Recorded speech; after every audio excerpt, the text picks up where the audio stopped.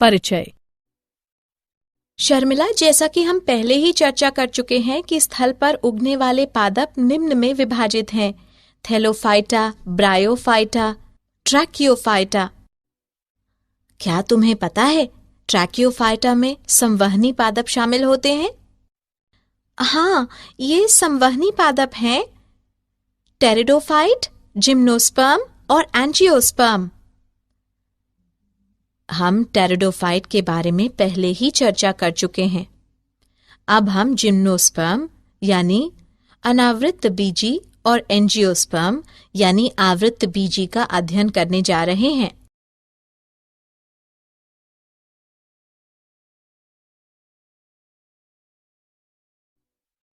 उद्देश्य: इस पाठ के अंत में आप निम्न करने में सक्षम हो जाएंगे: जिम्नोस्पर्म की मुख्य विशेषताएं जानना, जिम्नोस्पर्म में जनन, जिम्नोस्पर्म के विभिन्न प्रभागों का अध्ययन यानी साइकेडोफाइटा, गिंकगोफाइटा, जिनेटोफाइटा और कोनीफेरोफाइटा। एंजियोस्पर्म की मुख्य विशेषताओं का अध्ययन, एंजियोस्पर्म में जनन, कुछ महत्वपूर्ण एंजियोस्पर्म के जीवन चक्र को समझना, पादप जीवन चक्र और पीढ़ी एकांतरण का अध्ययन।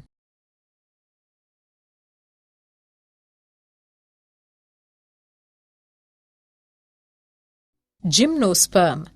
शब्द जिम्नोस्पर्म ग्रीक शब्दों जिम्नोस अनावृत और स्पर्म बीज से मिलकर बना है, इसलिए ये वे पादप हैं जिनमें बीजांड किसी भी अंडाशय भित्ति द्वारा बंद नहीं होते हैं। निषेचन के बाद विकसित बीज ढके नहीं होते हैं, अर्थात अनावृत होते हैं। जिम्नोस्पर्म में मध्यम आकार वाले वृक्षों से लेकर झाड़ियां और लंबे वृक्ष होते हैं।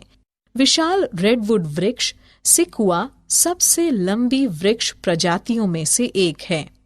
यह इतना बड़ा वृक्ष है कि टोंगा जैसे वाहन इनके तने से होकर गुजर सकते हैं। जिम्नोस्पर्म संवहनी पादप हैं जो शंकु कहलाने काष्ठीय शंकुधर के शुष्कों पर बीज उत्पन्न करते हैं। जड़ें प्रायः मूसला जड़ें होती हैं। कुछ जीनस में जड़ें कवक, मूल, पाइनस के रूप में कवक से सहयोग कर लेती हैं, जबकि कुछ अन्य साइकस में प्रवाल मूल कहलाने वाली छोटी विशिष्ट जड़ें नाइट्रोजन N2 स्थिर करने वाले साइनोबैक्टीरिया के साथ सहयोग कर लेती हैं। तने अशाखित साइकस अथवा शाखित पाइनस सीड्रस हो सकते हैं। पत्तियां सरल या संयुक्त होती हैं। साइकस में पिच्छाकार पत्तियां कुछ वर्षों तक रहती हैं। साइकंड में पत्तियों का अंतस्थ गुच्छा और शंकुओं में बीज होते हैं। जिम्नोस्पर्म में पत्तियां अत्यधिक ताप, नमी और वायु को सहन करने के लिए अच्छी तरह से अनुकूलित होती हैं। कोनीफरों शंकु वृक्ष में सुई जैसी पत्तियां पृष्ठ क्षेत्रफल कम कर देती हैं। इनकी मोटी क्यूटिकल और गर्तिक रंध्र पानी की हानि कम करने में भी मदद करते हैं। जिम्नोस्पर्म। सभी साइकैड में नर और मादा अलग अलग पौधे होते हैं। जिम्नोस्पर्म विषम बीजाणु होते हैं, जिसका अर्थ है कि वे अगुणित लघु बीजाणु और वृहद बीजाणु बनाते हैं। बीजाणुधानी में दो प्रकार के बीजाणु उत्पन्न होते हैं। बीजाणुधानी बीजाणुपर्ण पर होती हैं, जो सप्रिल की तरह तने पर लगे रहते हैं, और शलथ अथवा सघन शंकुधर या शंकु बनाते हैं। शंकु पर लघु बीजाणुपर्ण और लघु बीजाणुधानी होती हैं, जिन्हें लघु बीजाणुधानिक या नर शंकु कहते हैं। लघु बीजाणु बहुत ही न्यूनीकृत नर युग्मकोद्भिद में विकसित होते हैं। न्यूनीकृत युग्मकोद्भिद परागकण कहलाता है। परागकण लघु बीजाणुधानी के भीतर विकसित होते हैं। जिस शंकु पर बीजांड या गुरु बीजाणुधानी के साथ गुरु बीजाणुपर्ण होते हैं, उन्हें गुरु बीजाणुधानी या मादा शंकु कहते हैं। नर या मादा शंकु या शंकुधर एक ही वृक्ष पर पाइनस या अलग अलग वृक्षों साइकस पर स्थित हो सकते हैं।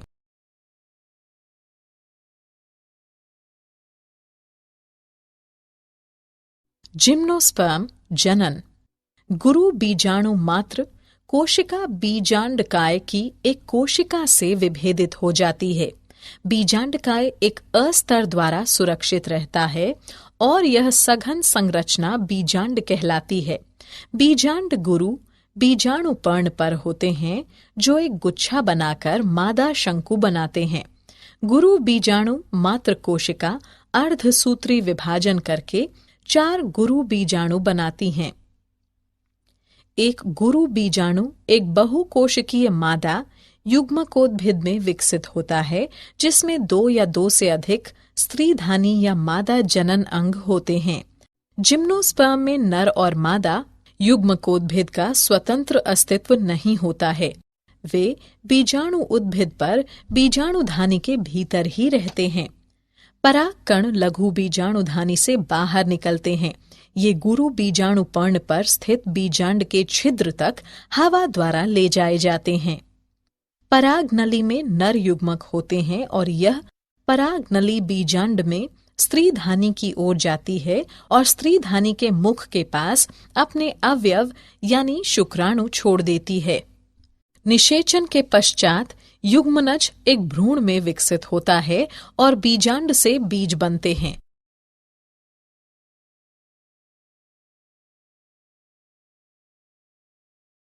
साइकेडोफाइटा। जिम्नोस्पर्म के 4 प्रभाग होते हैं। Cycadophyta, cycas, गिंकोफाइटा, ginkgo, जिनीटोफाइटा, ephedra, कोनिफेरोफाइटा, Pinus. सबसे प्रसिद्ध प्रजाति साइकस रिवोल्यूटा है। इसकी पाम जैसे रूप के कारण सागो पाम या किंग सागो पाम के नाम से व्यापक खेती की जाती है। हालांकि यह एक सत्य पाम नहीं है। जातिगत नाम ग्रीक शब्द कोइकास से लिया गया है, जिसका अर्थ है एक प्रकार का पाम।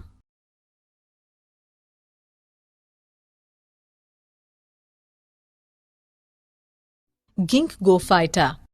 प्रभाग गिंकगोफाइटा में केवल एक जीवित प्रजाति गिंकगो बायलोबा आती है। गिंकगो बायलोबा की पत्तियां सपाली होती हैं। गिंकगो में नर और मादा वृक्ष अलग अलग होते हैं।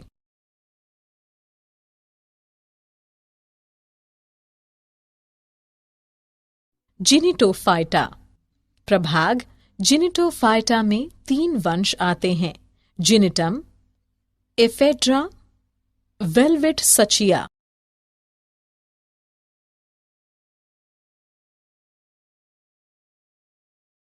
कोनिफेरोफाइटा। कोनिफेरोफाइटा जिम्नोस्पर्म का सबसे बड़ा और अधिक विविधता वाला प्रभाग है। अधिकतर कोनिफर्स सदाबहार होते हैं। इनमें वर्ष भर पत्तियां लगी रहती हैं। बहुत कम पर्णपाती होते हैं। एक ही समय पर अपनी सभी पत्तियां गिरा देते हैं।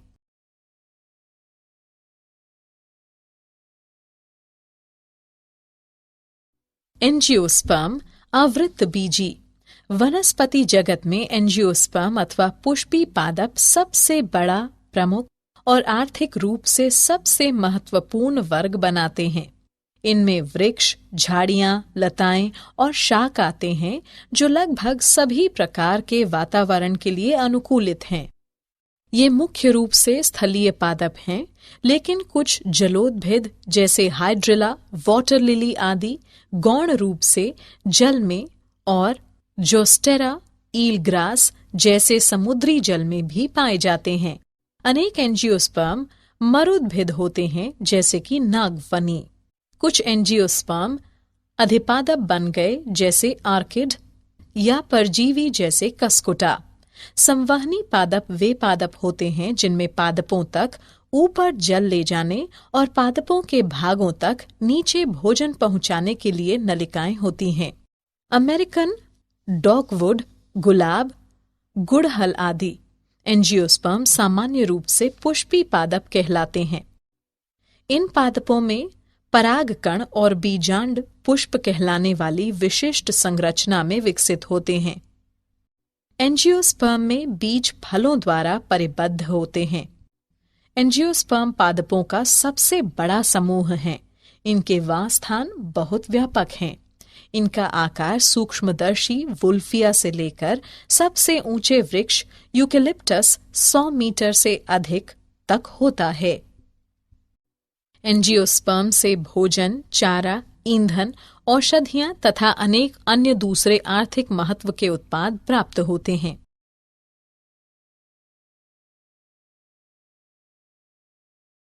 एंजियोस्पर्म जनन। एंजियोस्पर्म को 2 वर्गों में बांटा गया है। द्विबीजपत्री पौधों के बीजों में 2 बीजपत्र, जबकि एक बीजपत्री में केवल एक बीजपत्र होता है। पुष्प में नर लैंगिक अंग पुंकेसर है। प्रत्येक पुंकेसर एक बेलनाकार तंतु का बना होता है, जिसके शीर्ष पर एक परागकोश यानी परागपुट होता है। अर्धसूत्री विभाजन के बाद परागकोश में परागकण बनते हैं। पुष्प में मादा लैंगिक अंग स्त्री केसर अथवा अंडप होते हैं। स्त्री केसर में अंडाशय होता है, जिसके अंदर एक या एक से अधिक बीजांड होते हैं। बीजांड के अंदर बहुत ही न्यूनीकृत मादा युग्मकोद्भिद होता है, जिसे भ्रूण कोश कहते हैं। भ्रूण कोश भी अर्धसूत्री विभाजन द्वारा बनता है। इसलिए भ्रूण कोश की प्रत्येक कोशिका अगुणित होती है। प्रत्येक भ्रूण कोश में 3 कोशिकीय अंड समुच्चय, 1 अंड कोशिका और 2 सहायक कोशिकाएं, 3 प्रतिव्यासांत कोशिकाएं तथा 2 ध्रुवीय केंद्रक होते हैं। ध्रुवीय केंद्रक अंततः आपस में जुड़कर द्विगुणित द्वितीयक केंद्रक बनाती हैं। परागकण परागकोश से निकलने के बाद हवा या विभिन्न अन्य एजेंसियों द्वारा स्त्री केसर के वर्तिकाग्र पर स्थानांतरित कर दिए जाते हैं। यह परागगण कहलाता है। परागकण वर्तिकाग्र पर अंकुरित होते हैं और जिसके परिणाम स्वरूप परागनली बनती है। परागनली वर्तिकाग्र तथा वर्तिका के ऊतकों के बीच से होती हुई बीजांड तक पहुंचती है।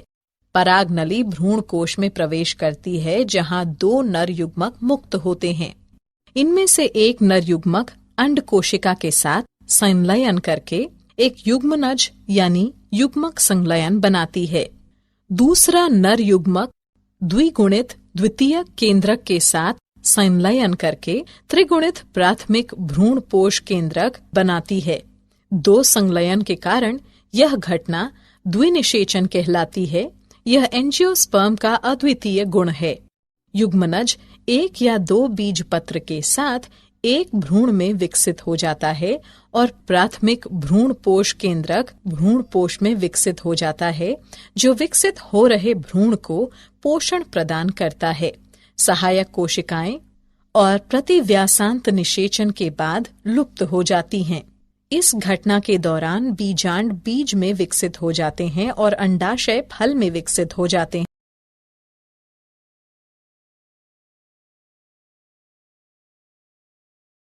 एंजियोस्पर्म फल। फल पादप की एक संरचना है जिसमें इसके बीज होते हैं। फल पुष्पी पादपों का एक भाग है जो पुष्प के विशिष्ट ऊतकों, मुख्यतः एक या कई अंडाशयों से बनता है।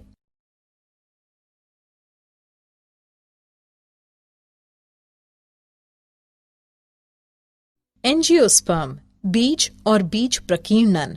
बीज एक छोटा भ्रूणीय पौधा है जो बीजावरण कहलाने वाले आवरण में प्रायः कुछ संग्रहित भोजन के साथ बंद होता है। यह जिम्नोस्पर्म एवं एंजियोस्पर्म पादपों के परिपक्व बीजांड का उत्पाद है, जो निषेचन के बाद बनता है और मात्र पादप के भीतर कुछ वृद्धि करता है। जनक पादप से दूर बीजों का संचलन या परिवहन बीज प्रकीर्णन है। बीज विभिन्न तरीकों से परीक्षित हो सकते हैं। हवा द्वारा प्रकीर्णन, जंतुओं द्वारा प्रकीर्णन, पक्षियों द्वारा प्रकीर्णन, जल द्वारा प्रकीर्णन, मनुष्यों द्वारा प्रकीर्णन।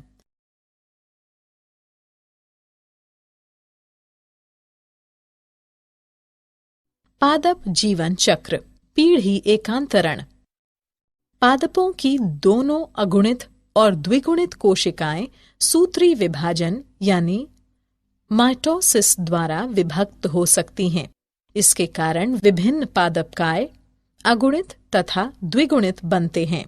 अगुणित पादपकाय सूत्री विभाजन द्वारा युग्मक बनाते हैं जो युग्मकोद्भिद होता है। निषेचन के पश्चात युग्मनज भी सूत्री विभाजन द्वारा विभक्त होकर एक द्विगुणित स्पेरोफाइट या बीजाणुद्भदी पादपकाय बनाता है। अर्धसूत्री विभाजन द्वारा इस पादपकाय में अगुणित बीजाणु बनते हैं। बदले में ये सूत्री विभाजन द्वारा पुनः अगुणित पादपकाय बनाते हैं। इस प्रकार किसी भी लैंगिक जनन करने वाले पादप के जीवन चक्र के दौरान युग्मकों जो अगुणित युग्मकोद्भिद बनाते हैं और बीजाणु जो द्विगुणित स्पोरोफाइट बनाते हैं के बीच पीढ़ी एकांतरण होता है।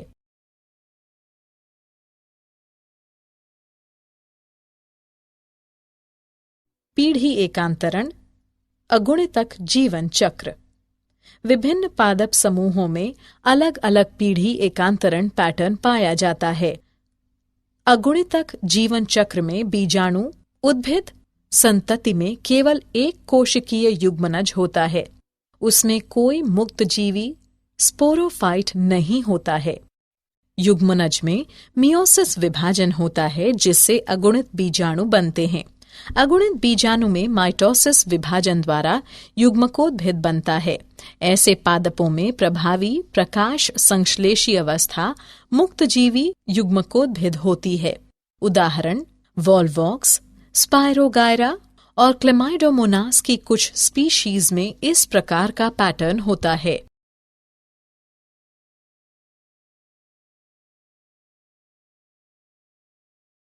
पीढ़ी एकांतरण द्विगुणितक जीवन चक्र। दूसरी तरफ एक और प्रकार है जिसमें द्विगुणित बीजाणुद्भिद पादप की प्रभावी प्रकाश संश्लेषी मुक्त प्रावस्था है। यह बहुकोशिकीय मृतजीवी या स्वपोषी मुक्त लेकिन अल्पायु अगुणित युग्मकोद्भिद के साथ एकांतरण करता है। उदाहरण कुछ शैवाल जैसे एक्टोकाप्रस, पॉलीसाइफोनिया, कैल्प और फाइकस अगुणितक द्विगुणितक हैं।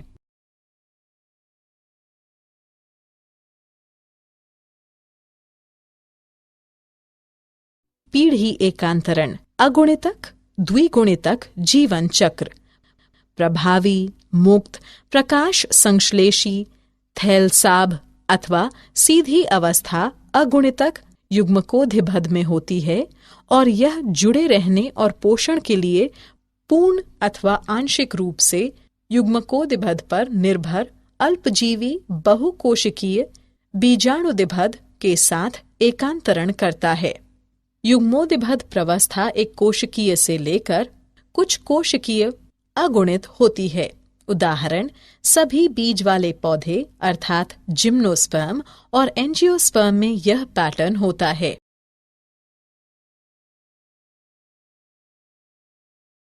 क्या आप जानते हैं? प्लांटी जगत को दो मुख्य श्रेणियों में बांटा गया है, गैर संवहनीय पादप, संवहनीय पादप। गैर संवहनीय पादपों में जल संवाही कोशिकाएं जाइलम नहीं होती हैं। इसका केवल एक प्रभाग ब्रायोफाइटा मांस तथा लिवरवर्ट है।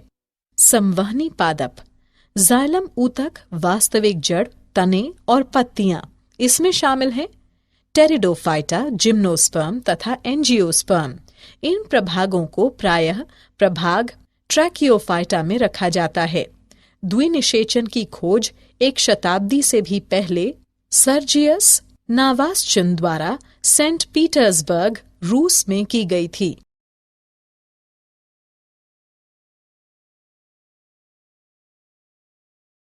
सारांश। आइए हमने जो कुछ सीखा है उसे संक्षेप में दोहराएं। जिम्नोस्पर्म वे पादप हैं जिनमें बीजांड अंडाशय भित्ति से ढका नहीं होता है। निषेचन के बाद बीज अनावृत रहते हैं और इसलिए ये पादप अनावृत बीजी पादप कहलाते हैं। जिम्नोस्पर्म लघु बीजाणु और गुरु बीजाणु उत्पन्न करते हैं जो लघु बीजाणुधानी और गुरु बीजाणुधानी में बनते हैं। ये धानियां बीजाणु पर्ण में होती हैं। पराग कोश में अर्धसूत्री विभाजन के पश्चात पराग कण नर युग्मकोदिभद बनते हैं। स्त्री केसर में एक अंडाशय होता है जिसमें बहुत से बीजांड होते हैं। बीजांड में मादा युग्मकोदिभद या भ्रूण कोश होता है जिसमें अंड कोशिका होती है। पराग नली भ्रूण कोश में प्रवेश करती है जहां 2 नर युग्मकों को छोड़ देती है। एक नर युग्मक अंड कोशिका यानी युग्मक संलयन के साथ और दूसरा द्विगुणित द्वितीयक केंद्रक त्रिसंलयन के साथ संलयन करता है।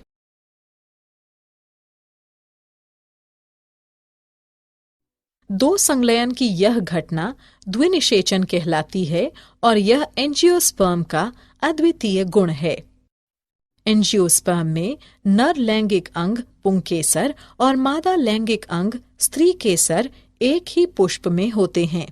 प्रत्येक पुंकेसर में एक तंतु और एक पराग कोश होता है। एंजियोस्पर्म को 2 वर्गों में विभाजित किया गया है, द्विबीजपत्री और एक बीजपत्री। किसी भी लैंगिक जनन करने वाले पादप के जीवन चक्र के दौरान युग्मक उत्पन्न करने वाले अगुणित युग्मकोदिभद और बीजाणु उत्पन्न करने वाले द्विगुणित बीजाणुदिभद के बीच पीढ़ी एकांतरण होता है। हालांकि विभिन्न पादप समूहों तथा उनकी व्याष्टियों में जीवन चक्र के विभिन्न पैटर्न दिखाई दे सकते हैं, अगुणितक, द्विगुणितक या दोनों।